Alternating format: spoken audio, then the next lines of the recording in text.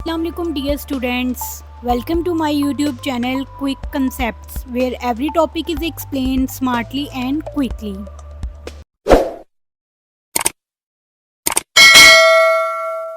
So today we are going to start unit 5 which is the human nervous system. Student इस unit में हम human nervous system को detail से study करेंगे, उसके important parts, brain, spinal cord, neuron, तमाम चीज़ों को वन बाय वन करके एक्सप्लेन करेंगे. So let's start from the first SLO which is a describe the human nervous system and its role. आज हम बात करेंगे नर्वस सिस्टम के बारे में जो हमारी बॉडी का कंट्रोल और कम्युनिकेशन सिस्टम है. ये सिस्टम इन्वायरमेंट से इंफॉर्मेशन रिसीव करता है, उसे प्रोसेस करता है और फिर सूटेबल रिस्पॉन्स को जनरेट करता है. सबसे पहले समझते हैं हम कुछ की terms. So first one is the stimulus. जब कोई भी चेंज जो इन्वायरमेंट में होता है और उसकी वजह से हमारी बॉडी रिएक्ट करती है, जैसे कि लाइट, हीट या साउंड का होना, so these are all called the stimulus. Next is the receptor. हमारे सेंस ऑर्गन जैसे कि स्किन, आइज़ या एयर जो स्टिमुलस को डिटेक्ट करते हैं, these all are the receptor. And third is the response. वो एक्शंस जो हमारी बॉडी परफॉर्म करती है स्टिमुलस के जवाब में. फॉर एग्जांपल अगर हाथ किसी गर्म चीज़ पर लग जाए तो हम हाथ को फ़ौरन पीछे खींच लेते हैं. So this is a response. And next is the effector. Muscles या ग्लैंड जो एक्चुअली में रिस्पॉन्स परफॉर्म करते हैं, दीज और ऑल आर दी इफेक्टर्स.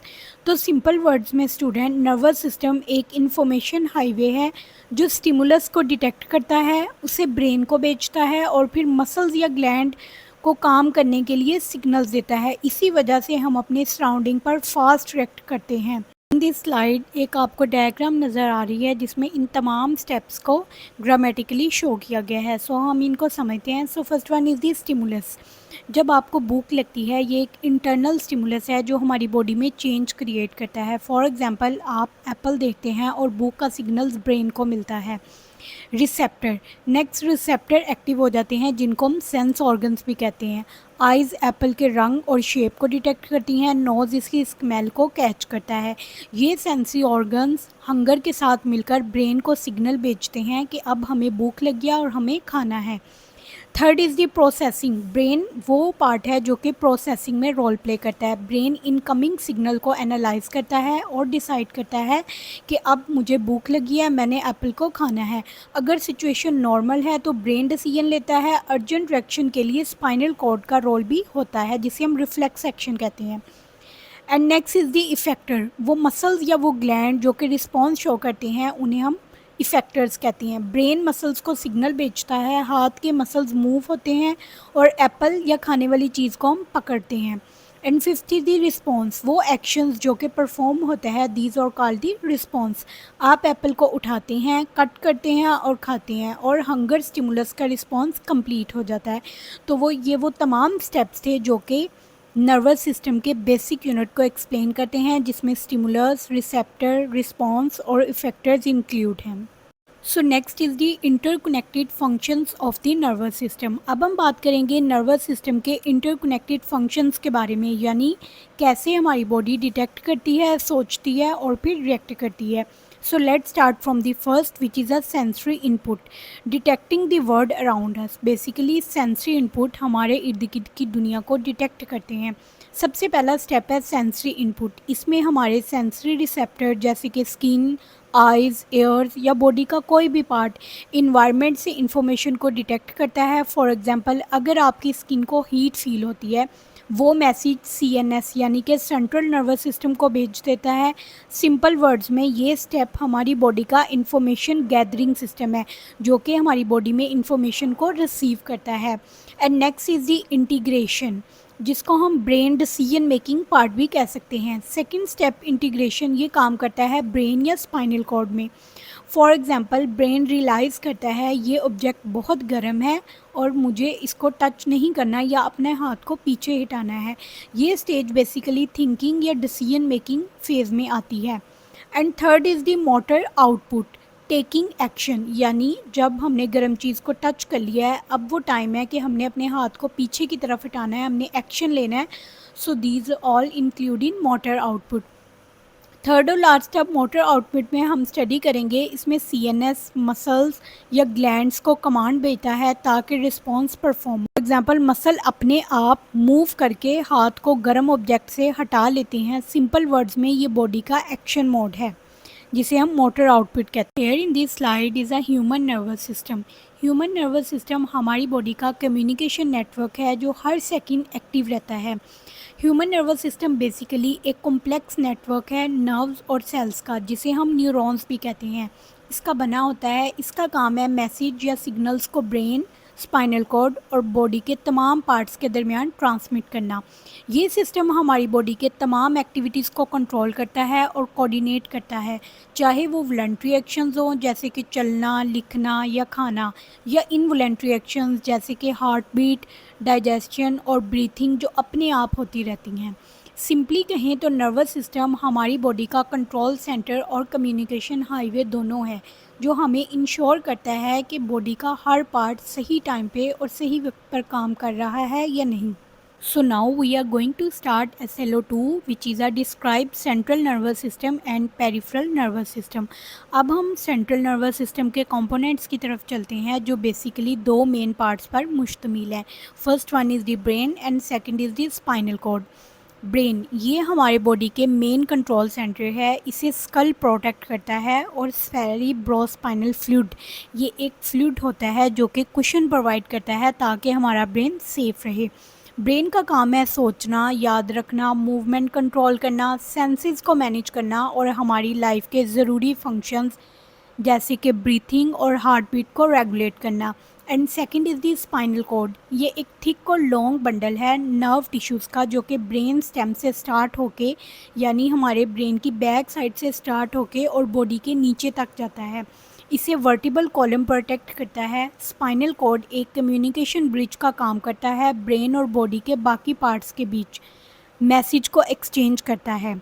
इन दोनों के बिना बॉडी का कोऑर्डिनेशन सिस्टम इम्पॉसिबल है। यही हमारे नर्वस सिस्टम का कंट्रोल सेंट्रल हब है जो कि बॉडी की तमाम एक्टिविटीज़ को कंट्रोल करते हैं। हेयर इन दिस स्लाइड हम ब्रेन के कुछ मेन पार्ट्स को डिस्कस करेंगे। ब्रेन को बेसिकली 3 पार्ट्स में डिवाइड किया जाता है। First one is the fore brain, mid brain and hide brain. इसके आगे फर्दर भी कुछ पार्ट्स हैं, हम इनको वन बाय वन करके डिस्कस करेंगे और इनके फंक्शंस को भी स्टडी करेंगे। So let's start from the first part which is a cerebrum. ये ब्रेन का सबसे बड़ा हिस्सा होता है जो मेन पार्ट्स में डिवाइड होता है, लेफ़्ट और right hemispheres. Left hemisphere body के राइट साइड को कंट्रोल करता है और राइट हेमिस्फीयर बॉडी के लेफ़्ट साइड को कंट्रोल करता है। इसके 4 लोब्स होते हैं जो कि डिफरेंट फंक्शंस परफॉर्म करते हैं। Frontal lobe basically thinking, planning, problem solving और वॉलंटरी मूवमेंट, ऐसी वो तमाम मूवमेंट जो कि हमारी मर्ज़ी से होती हैं जैसे कि खाना, चलना फिरना, वो तमाम एक्शंस जो हम खुद करते हैं अपनी मर्ज़ी से उनको वॉलंटरी मूवमेंट कहा जाता है। ये तमाम चीज़ें फ्रंटल लोब कंट्रोल करता है। And next is the parietal lobe. ये टच, प्रेशर, टेम्परेचर और पेन के सिग्नल्स को प्रोसेस करता है। Third is the temporal lobe. Temporal lobe basically hearing जैसे कि सुनना, मेमोरी और लैंग्वेज को अंडरस्टैंड करने का काम करता है। ऑसिपिटल लोब विजन और विजुअल इंटरप्रिटेशन करता है, जो हम देखते हैं उसको समझने का काम ऑसिपिटल लोब करता है। And second part is the thalamus. ये एक रिले स्टेशन की तरह काम करता है। जितनी सेंसरी इन्फॉर्मेशन जैसे कि टच, साउंड, विजन आती हैं वो सेरिब्रम तक पहुंचाता है। And third is the hypothalamus. Hypothalamus basically hunger को कंट्रोल करता है। हमें भूख लगी है, प्यास लगी है, बॉडी टेम्परेचर, इमोशंस और हॉर्मोन्स को कंट्रोल करने का काम हाइपोथैलेमस परफॉर्म करता है। And second part is the mid brain. Mid brain basically हमारे ब्रेन का सेंट्रल पार्ट होता है। ये विजुअल और ऑडिटरी रिफ्लेक्सेस को कंट्रोल करता है, मतलब कि वो चीज़ें जो देखने या सुनते हैं हम उसको कंट्रोल करता है। फोर्थ ब्रेन और हाइंड ब्रेन को कनेक्ट करता है, पोस्चर और अलर्टनेस को भी मेंटेन करता है। And third is the hind brain. Hind brain basically 3 main parts में डिवाइड होता है जो कि सेरिब्लम, पोन्स और मेडुला ऑब्लिगेंटा है। सेरिब्लम बेसिकली बॉडी के बैलेंस को कंट्रोल करता है, वॉलंटरी मूवमेंट को कंट्रोल करता है और कोऑर्डिनेट करवाता है हमारी बॉडी के फंक्शंस को। इसके अलावा ये हमारी बॉडी के पोस्चर्स को भी मेंटेन रखता है। And second is the pons. Pons breathing और स्लीप को रेगुलेट करता है, ब्रेन के डिफरेंट पार्ट्स को कनेक्ट करता है। And third is the medulla oblongata. Medulla oblongata involuntary actions को कंट्रोल करता है, जैसे कि हार्ट बीट, ब्रीथिंग और खाने का हज़म होना। ये तमाम एक्शन है जो कि हमारे कंट्रोल्स में नहीं होते, जिनको हम इनवॉलेंट्री एक्शन कहते हैं, ये मेडुला ओब्लांगेटा कंट्रोल करता है। Now let's start spinal cord. Spinal cord एक लंबी ट्यूब लाइक स्ट्रक्चर है जो नर्वस सिस्टम का इम्पोर्टेंट पार्ट है। ये ब्रेन और बॉडी के तमाम पार्ट्स के दरमियान कम्युनिकेशन लिंक का काम करती है, मतलब कि हमारी बॉडी के पार्ट्स और ब्रेन के दरमियान एक ब्रिज का काम करती है और इन्फॉर्मेशन को ट्रांसफ़र करती है। इसकी स्ट्रक्चर ये वर्टिबल कॉलम स्पाइन के अंदर रन करता है, बैकबोन के वर्टिब्रे इसे प्रोटेक्ट करते हैं। आप इस डायग्राम में इसकी पिक्चर देख सकते हैं। इसके बहुत इंपॉर्टेंट फंक्शंस है ब्रेन और बॉडी के डिफरेंट पार्ट्स के दरमियान। ये नर्व मैसेज कैरी करता है, रिफ्लेक्स एक्शन को कंट्रोल करता है, जैसे कि गर्म चीज़ से हाथ जल्दी वापस खींच लेना। वो तमाम एक्शंस जो खुद ब खुद परफॉर्म हो जाते हैं उनको हम रिफ्लेक्स एक्शंस कहते हैं। मूवमेंट और बॉडी सेंसेशन को कंट्रोल करता है, रेगुलेट करता है, कोऑर्डिनेशन और रिस्पॉन्स में भी हेल्प करता है। तो ये तमाम इंपॉर्टेंट फंक्शंस हमारी बॉडी में स्पाइनल कॉर्ड परफॉर्म करता है। अब हम देखते हैं ग्रे और वाइट मैटर ब्रेन और स्पाइनल कॉर्ड में क्या रोल प्ले करते हैं। सो आप डायग्राम में देख सकते हैं, बेसिकली ग्रे मैटर ब्रेन का आउटर पार्ट बनाता है, यानी कि ब्रेन की बाहर वाली लेयर ग्रे मैटर से बनी होती है और ब्रेन के अंदर कुछ न्यूक्लियाई जो कि ग्रे मैटर पर कंसिस्ट होते हैं। स्पाइनल कॉर्ड में इसकी लोकेशन सेंटर में, जो कि बटरफ्लाई शेप्ड एरिया है, उस पर कंसिस्ट होती है। ग्रे मैटर का फंक्शंस है इंफॉर्मेशन को प्रोसेस करना, थॉट्स को कंट्रोल करना, रिफ्लेक्सेस और मूवमेंट को रेगुलेट करना। And next is the white matter. White matter की ब्रेन में लोकेशन कॉर्टेक्स के नीचे वाला इनर रीजन होता है, जिसमें वाइट मैटर प्रेजेंट होता है। स्पाइनल कॉर्ड में white matter basically grey matter को सराउंड करने वाला आउटर रीजन होता है, as you can see in the diagram. इसका फंक्शन बेसिकली ये है कि ये ब्रेन के डिफरेंट एरियाज़ के दरमियान सिग्नल्स को ट्रांसमिट करता है और बॉडी से मैसेजेस भेजता है, यानी एक पार्ट से दूसरे पार्ट तक मैसेजेस को कन्वे करवाने का काम भी वाइट मैटर परफॉर्म करता है। So next is the peripheral nervous system which is also called PNS. PNS basically brain और स्पाइनल कॉर्ड को बॉडी के बाकी पार्ट से कनेक्ट करता है। इसके डिफरेंट पार्ट्स और इनके फंक्शंस टेबल में एक्सप्लेन किए गए हैं। सो पीएनएस के मेन कंपोनेंट्स हैं क्रेनियल नर्व्स और स्पाइनल नर्व। क्रेनियल नर्व्स वो नर्व्स हैं जो कि ब्रेन से निकलती हैं, ये हेड, नेक और कुछ इंटरनल ऑर्गन्स को कंट्रोल करती हैं। स्पाइनल नर्व्स के 31 पेयर्स होते हैं, ये स्पाइनल कॉर्ड से निकलती हैं और मसल्स और स्किन्स को ब्रेन से सिग्नल्स देती हैं। And next is the PNS की डिवीजन। पीएनएस जो कि पेरिफेरल नर्वस सिस्टम है, इसको दो पार्ट्स में डिवाइड किया गया है, somatic nervous system and autonomic nervous system.